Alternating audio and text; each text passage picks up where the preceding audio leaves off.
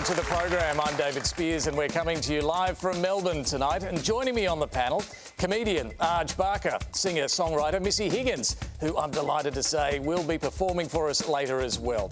The Executive Director of the Institute of Public Affairs, John Roskam, presenter of 10 News First and Studio 10, Narelda Jacobs, and founder of the Resilience Project, Hugh van Cuylenburg. It's wonderful to have you all here in the room tonight. On Tuesday, the Sex Discrimination Commissioner, Kate Jenkins, released her report about workplace culture in Parliament.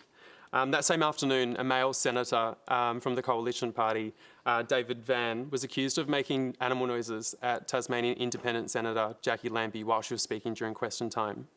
How can we have any hope that our politicians will take direct action on these recommendations from the Jenkins report if this kind of behaviour continues to happen from our elected representatives?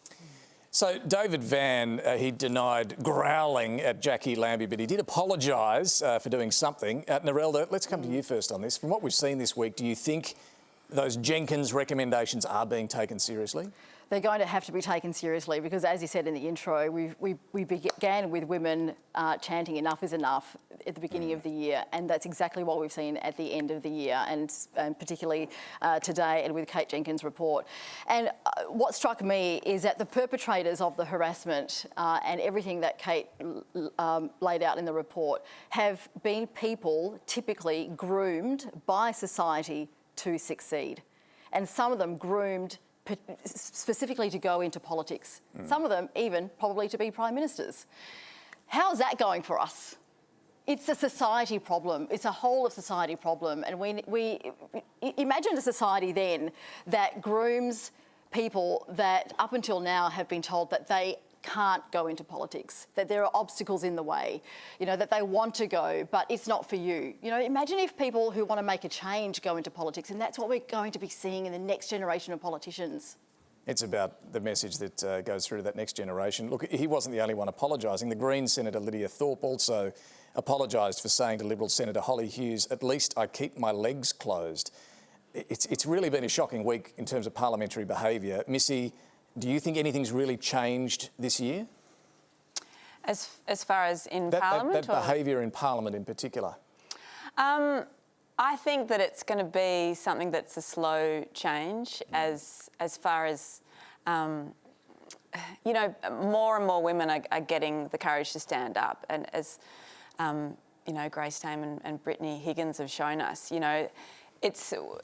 we're now in this kind of generation where these young women are feeling like they can stand up and call out abuse and they're not going to be shut down. And in fact, they are strong enough to start movements because there are so many women that have had the same experiences in their workplace, and they're looking to Parliament to show them, the blueprint of how a workplace should look. It should be the pinnacle of workplaces, Parliament, but it is so disappointing to all of us to look at that and go, well, even they've got it wrong. Even Parliament is rife with abuse. So I think, like Narelda said, they're going to have no choice after this, especially because this report is so specific in its recommendations, and it's very pragmatic, and it's going to be very useful, I think, because there's very specific things that they're going to need to carry out. We also saw today Alan Tudge stood aside from the ministry and an investigation launched after his former staffer, who he had a consensual relationship with, accused him of emotional abuse and on one occasion physically kicking her out of bed. These are claims he denies. But just going back to Toby's question, John, to you on this, you've worked in that building, you're a former Liberal staffer.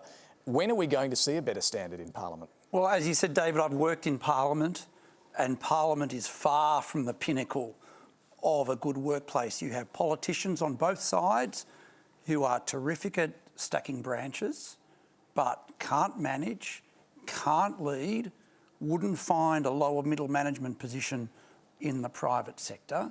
You have a work culture where you start at 6 a.m, you finish at midnight, you are making massive decisions on people's lives, and you have a degree of disregard for human relations. You have a massive power imbalance. You have women issues. And then on top of that, you have a whole question of respect between ministers and MPs.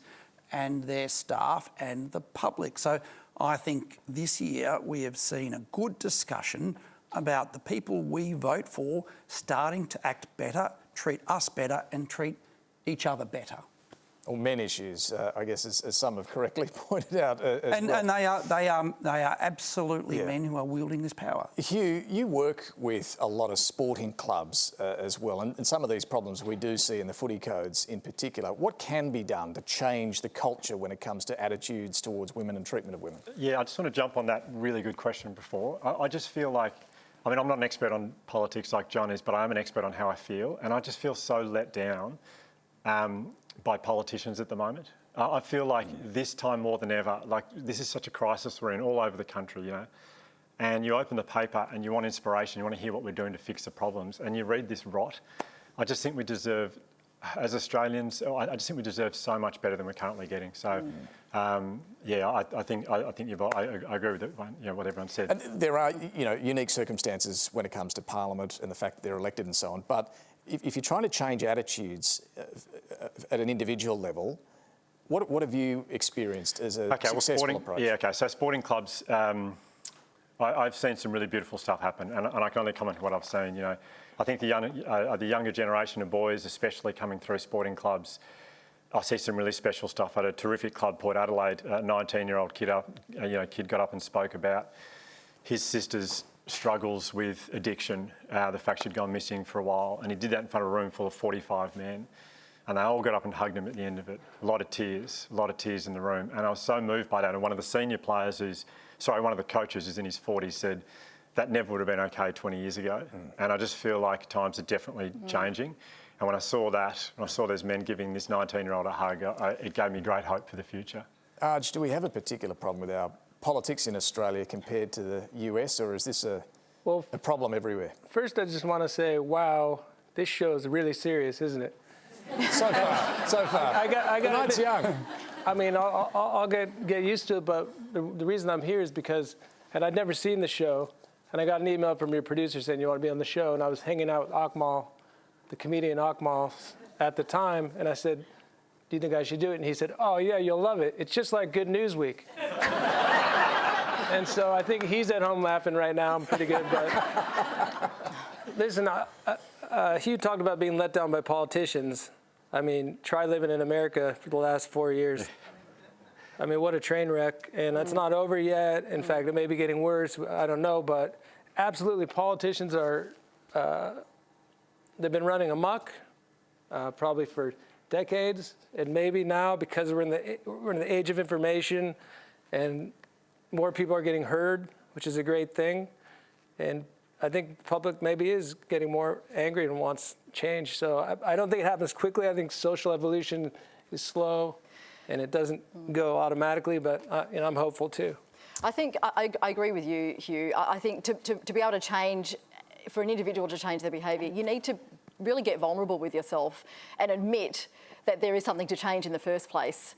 And that's what we don't see from our politicians. We don't see a vulnerability. Ever. We see a face and we see them defending and attacking. Catchphrases.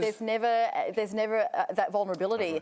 And there's so much rot in Parliament. You know, there is so much rot in that building that I think, you know, we all know what it looks like when we get a COVID deep clean. I think we need to go in there with PPE that is made of just decency and just have a deep clean of that building.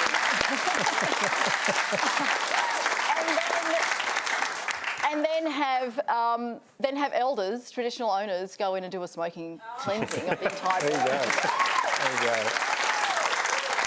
All right. Thank you. Public health orders during a pandemic are actually necessarily extreme, I think. However, the extreme situation we are living through has allowed space for the dangerous infiltration of the mainstream political conversation by neo-Nazi and other far right-wing groups. So why are Conservative commentators not condemning these groups and their violent threats to our democracy? John, you first on that one. Oh, thank you for your question, Sally.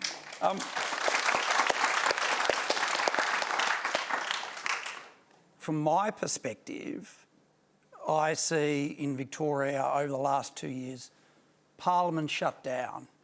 I see a government that's passed a law today that allows indefinite detention without access to a lawyer at the decree of a public servant. I see police that have shot protesters in the back with rubber bullets. But John, Sally's question is about the violent threats to our democracy. What's your answer to that question? I went to one of the protests a couple of weeks ago. I saw people who have lost their businesses, who've lost their families, people who have tried to take their own lives. So I think when we're talking about the response to these extreme laws, and I don't share your views that these orders need to be extreme. We need to be able to keep on living. So for me, if you're asking me about the protests, which is what Sally's asking about. Let's come to that. I'm going to first say, let's put that in the context of what governments have done to us. At the protests a couple of weeks ago, there were 100,000 people, two or three people brought paper mache gallows.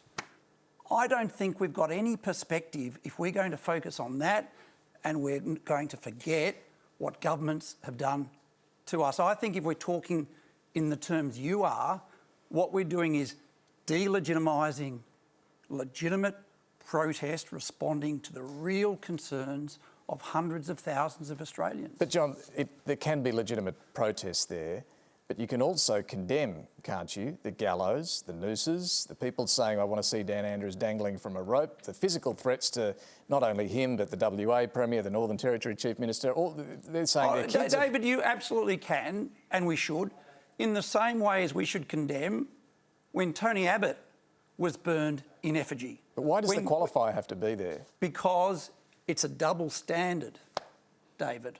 We should absolutely be focused on extreme elements of the right, extreme elements of the left. But by talking in these terms and focusing on the views of a small number of hundreds of thousands of people, I think basically we're gaslighting the Australian public. Narelda, I mean, John is right about not everybody at these protests is a violent extremist. What do you say, though, to this question? I feel that we can be here tonight because we're double vaxxed. We had a certain amount of lockdown. We had all of the measures that were put in place, advised by the chief health officers of all the states and territories. Not so much for the hotel quarantine system, which had numerous breaches, or the vaccine rollout, the initial stages of it. It actually took states and territories to kind of grab hold of the vaccine rollout, and in some cases, in some places like Western New South Wales, during the outbreak, to go door to door to administer those vaccines. It was actually state-run health service providers that ended up doing that, not the federal government. So we're enjoying the freedoms that we are enjoying now because of what was done.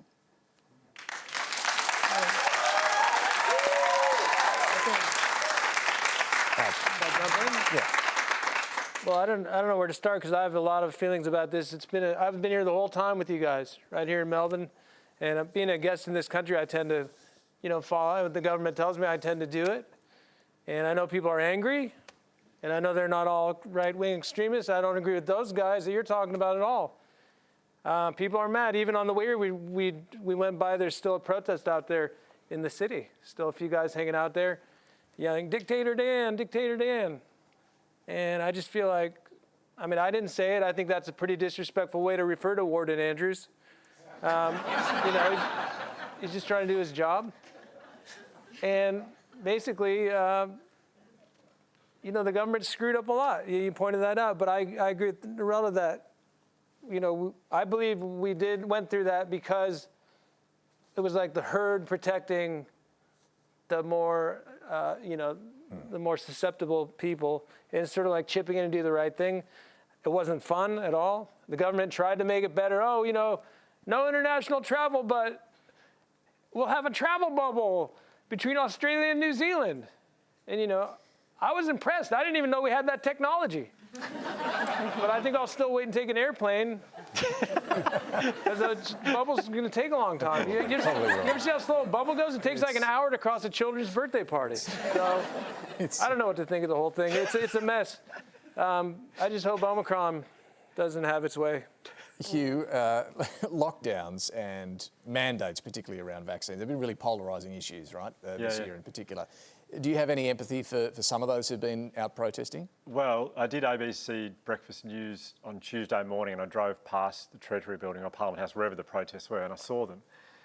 And my first thing was I felt really angry about it. I was like, what are you doing? This is just ridiculous. It's just a stupid thing. And then I stopped and get a coffee, and one of the guys from the protest came and sat really close to me, and he looked exhausted. And he put his sign down, and it wasn't the nicest sign. It wasn't nasty, but it wasn't. And then I was like, how are you going? And he said, oh, I'm really exhausted. And I said, how come we chatted about why he was exhausted, how hard he'd been protesting. And then he said, I haven't seen my son in, and he got very teary. He said, I haven't seen my son in a year. And he was really teary. And it just made me realise that I just feel like there's just been this massive missed opportunity to unite us. Like there's this foreign threat, and we could have all been together wanting the best for each other. And, it was almost competitive between states. Like I remember thinking, how's New South Wales got their numbers down? We've done this for ages, and we should be saying that's amazing, good on New South Wales, and well, amazing Western Australia, well done to them, and they should be cheering us on. But I just feel like we've been divided, and I think what we needed was a really strong leader. And I'm not pointing the finger at Scott. Well, maybe I am, but just a strong leader to a charismatic, strong leader to really unite us and to get us together and say, hey, we're in this together, because we are. But unfortunately, we've been divided, and I think it's just a huge missed opportunity. 489 Aboriginal and Torres Island people have died in the police and prison custody in the last 30 years since the Royal Commission made its recommendations to protect Aboriginal lives, according to the latest reports. Why has Australia failed to basically recognize Aboriginal people as the traditional owners of the land we are sitting right now, with a history of over 60,000 years, and denied them equal respect as the rest of the Australians, while US, Canada, and the New Zealand have moved together to recognize Aboriginal people in their respective constitutions? Thank you. Narelda. Yeah. Thank you. Well, it's so tragic that 2 women have lost their lives in custody just this week alone, two First Nations women in the space of 3 days. And those families will be searching for answers for potentially years to come and will still not get answers. Many of those families, of the 489 families, don't have a reason why their loved one died in custody. The reason this keeps happening is not through lack of answers. We've had answers all along. First Nations people have wanted to self-determine. We've had reports written. The Deaths in Custody Royal Commission handed down all of those recommendations.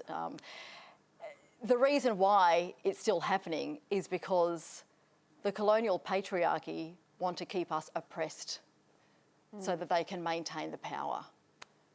We are taking back the power. We are now moving from intergenerational trauma, and there are leaders in every industry, in every sector, that are First Nations people. We are now moving from intergenerational trauma into intergenerational power, because we will not stand for the oppression, and we have never ceded our sovereignty, and that is where we're going to be turning it around for ourselves, because governments are not doing it for us. Look, Sukan referred there to the figure of 489 deaths in custody. That was actually confirmed today in a report from the Australian Institute of Criminology. And as you mentioned, Narelda, we've seen, 2 deaths just this week? We had a 43-year-old man a couple of weeks ago in Queensland, 2 men in New South Wales last month. So this is very regular. Yep. Why is this still? Look, I'm just going to say that the solutions that we have, there is already a blueprint written. It's called the Uluru Statement from the Heart. It talks about the incarceration rates and why they're so high. And it's not because Indigenous people are committing serious crimes that warrant them being in jail. Some of these sentences are like 6 months, a few months for very minor things. And I think one of the questions that we should be asking every time: why was the person in custody in the first place? I mean, we know that no one can be imprisoned now in a lot of places for unpayment of fines, for example. The Uluru Statement will lead to, and it should do, an enshrined voice to Parliament. And the voice to Parliament is so important because it can address all the things, all of the gaps that need to be closed. The enshrined voice can advise the government and make it happen, because we need that voice right there. So, John, do you agree a voice to Parliament could actually help address some of those problems? It may, but it will undermine what I think is one of the great strengths of this nation, which is equal democracy. We are equal regardless of our ethnic background, regardless of how many generations we are here, regardless of our gender or class. And I think that's more powerful to bring us together than to identify groups of people to overcome disadvantage, absolute disadvantage, and impoverishment and rates of incarceration that are unacceptable. But for me, to divide us like that is not a way forward, and it would divide us forever. I don't think that is a way forward. But the thing is, when we're not equal, we're not living in an equal society. Yep. And First Nations people have never been treated as equal. So I think it's naive in a way to say that when for so many hundreds of years they've been so oppressed as a people that we need the balance to go back the other way now, because we're not living in an equal country, and we need to be. Yeah, Don, you're kidding yourself. There's an awesome video that I remember seeing of Cathy Freeman winning a race, and she you'll all know this. She I think it was a stall gift actually, and she started way behind the rest of the field, and it was almost an impossible task to be able to win this race. But she came from way behind and sprinted through to the finish line and won the race. That is a metaphor for how unequal we are in this country, because First Nations people and marginalised people have so many more obstacles in their way to be able to achieve the same. And for you to say that we are an equal society... No, we should aspire to equality. No, you said that we were equal. You said that we are equal under the law, and we should be equal. But we're not equal under the law. We're not. There are so many discretionary powers that police have to arrest people on the street that have done nothing. You know, police are actually using their car as a way to stop people that they suspect, not because they think they've done anything wrong, but just because they're black. That's what happens in this country, John. You know, to be able to say that, you are absolutely kidding. There's so much heartache among us. At the same time, our collective capacity to give to each other of our time and our resources seems diminished. It makes it hard for people to practice those crucial good habits of good mental well-being, like building a support network, like leaning on each other and reaching out for help if we become overwhelmed. In this context where we all have so little to give, how can we support each other back to mental health? It's a good question, Sophie. I want to whip around and get some quick thoughts, if we can, from everyone. Hugh, to you first. Beautiful question. Beautiful question. Very quickly, we know the rates of mental illness have gone through the roof. There's a group called EDFA, Eating Disorders Families Australia. They look after families affected with eating disorders, and their membership has doubled, which is really sad. And it's not just the families. If anyone with a mental illness, you know, it's not just that person who's affected, it's the people who love those people. So the numbers are quite frightening. Empathy, we've got to feel what other people feel, put ourselves in other people's shoes and do what we can to help people. If we're lucky to be going all right, look out for other people, be there for them. All right. Narelda. I'm just going to tell a real quick story, one that was told to me from an elder from home. When the ancestors, and this is something that will give everybody hope, when the ancestors saw the tall ships came, they knew something was wrong, and they sang the spirits down deep into country to protect them. He said to me that those same ancestors are singing again to awaken the spirits. And what we're going through now is an awakening of our country. And if you are not a part of the awakening, then get out of the way. John. I think there's not an Australian who hasn't had a personal experience of what all of us have gone through. And as Hugh said, we need to understand we're vulnerable, we've hurt, we're still hurting, but we can repair if we come together and help and respect each other and be there for one another, even if we disagree. Missy. Yeah, I agree. Yeah, I agree that there needs to be